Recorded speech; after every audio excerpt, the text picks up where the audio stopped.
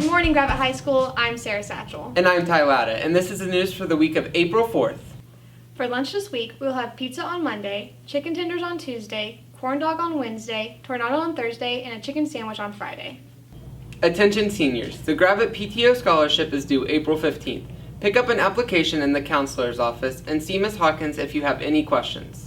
Seniors, GHSTV is starting to work on their senior goodbye video. If you have any videos of special memories you would like to share, please stop by Mr. Galloway's during enrichment. This year was Gravette's first year for the wrestling program. Here's Sara to give you a recap on wrestling's first season. As you all know, we got a brand new sport at Gravette this year, but some of you may not have been able to see it. Here is a recap on the wrestling team's first season. The newest sport added to Gravette before wrestling this year was cross country about 6 years ago. Wrestling was added this year after many years of push from students, whether it be transfer students who came to our school and wondered where the wrestling program was, or students and parents wanting more opportunities for their future in sports. Some of the other schools in our conference that wrestle are Gentry, Shiloh, Berryville, Pottsville, Arkadelphia, Bauxite, Northside, and Southside. With this being the first year for wrestling, all three coaches, Coach Miller, Coach Weller, and Coach Herline, were all pretty much brand new to the school district. We've all grown up wrestling our entire lives, and we feel that passion, and we're just happy that we get to share it. At the start of the season, our wrestlers were all brand new except Logan Miller. The first meet was at Springdale Harbor, where each wrestler got about 5 matches, and the next day they went to McDonald County, where they got another 5 matches. Each wrestler coming home with the record of 1-9 or 2-8. When our dual season started, we lost to Pottsville but won against Gentry in the next duel.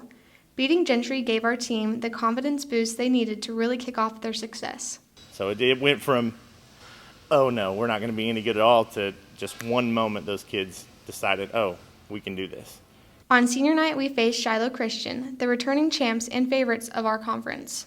Starting out the match, we were losing 24-6. By the end, we won the duel 45-30 and ended our first season 6-2. We qualified for dual state.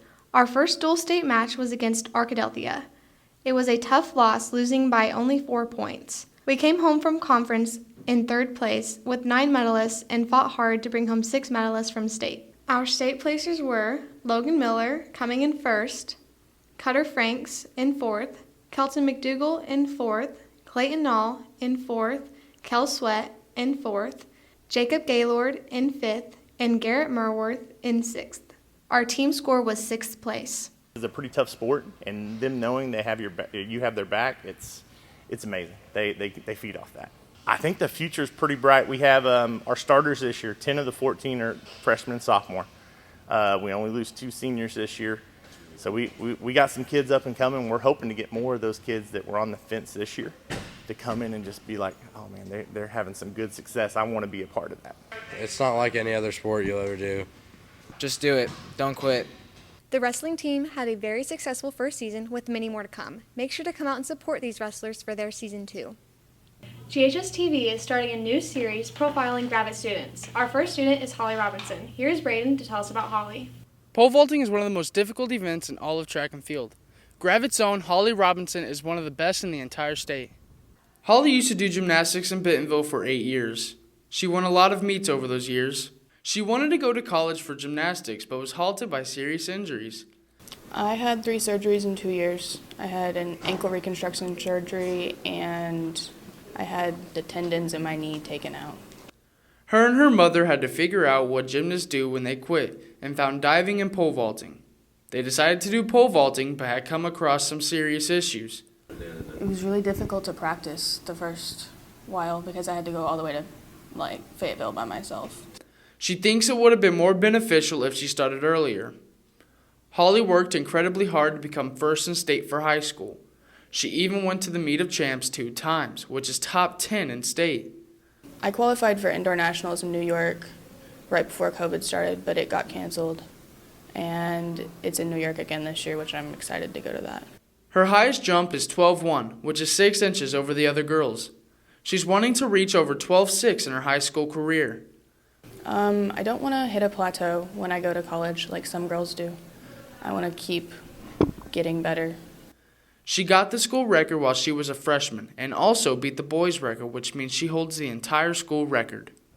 If you get a chance, try to make it to one of the next track meets this year and cheer Holly on as she goes for back-to-back state championships. Thank you, Brayden. The Friday before spring break, East hosted a volleyball tournament to help raise money for Shop with a Cop. Here's Chloe to tell us how the tournament went. We get used to seeing school groups do fundraisers all the time, whether it's DECA and the Talent Show or FCCLA and the Valentine's Day Crush Sales. But this Friday before spring break, we got to see a different kind of fundraiser. On Friday morning, March 18th, Gravette High School's East sponsored a volleyball tournament. Teams of students entered for $30 a team, and admission was $1 per student.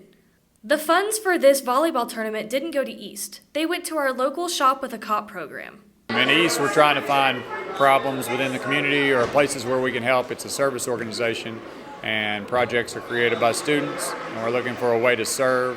And we felt this was a great way to serve because it's going to give back to the kids of Gravette. The tournament itself was developed primarily by two East students, Allie Hunter and Carly Hembry. So we started working on it in November of last year, and then kind of just squeezed it all in 3 weeks and then got it all together. Shop with a Cop is a program where local police officers take an elementary student out for a one-on-one shopping day. Officer McKenzie talked to us about it, just in conversation one time, and I thought it would be cool.